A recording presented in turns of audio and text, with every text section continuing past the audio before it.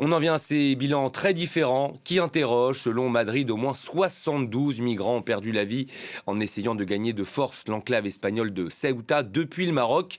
Problème, Rabat ne compte que 11 morts. On va tenter d'y voir plus clair avec vous, Bruno. Bonjour. Bonjour Florent. Comment expliquer ces bilans très différents? On le rappelle, certaines ONG parlent de plus de 130 morts, 11 seulement pour le Maroc. C'est du simple au décuple.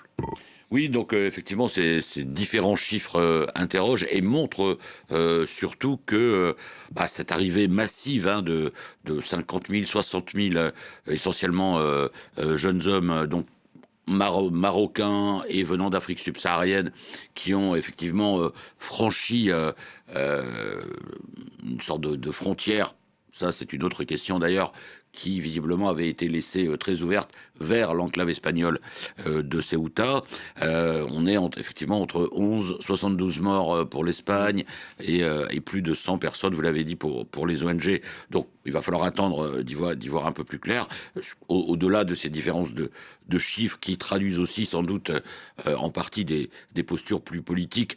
Il faut le rappeler quand même, voilà, le drame de ces jeunes gens dont certains sont morts noyés. Il y a notamment le cas d'une footballeuse marocaine très connue, qui n'a pas pu accéder par la neige à Ceuta et qui en est morte. Donc ce sont évidemment des douleurs très fortes pour les familles de ces personnes. Il faut rappeler que l'essentiel des migrants qui avaient voulu aller vers Ceuta ont été ramenés globalement en bon ordre vers le territoire marocain. Et après, il y a une instrumentalisation par beaucoup de partis populistes en Europe, en dehors d'Europe. Il y a eu une réaction ce matin du président argentin Javier Milei.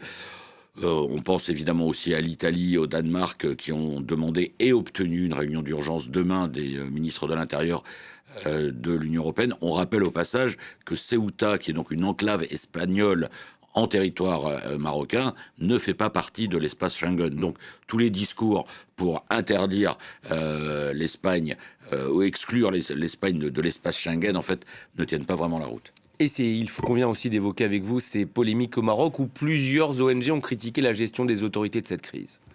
Oui, alors plusieurs ONG, effectivement, se sont étonnées de la lenteur de la réaction des autorités marocaines. On peut peut-être écouter le responsable d'une de ces ONG.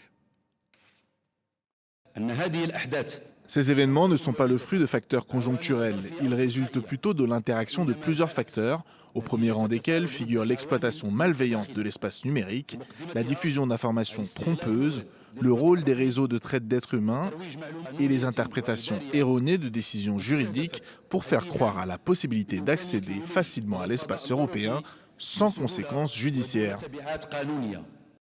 Voilà, et donc ce n'est pas une ONG qu'on a entendu, c'est un des responsables du ministère marocain de l'Intérieur. C'est ça.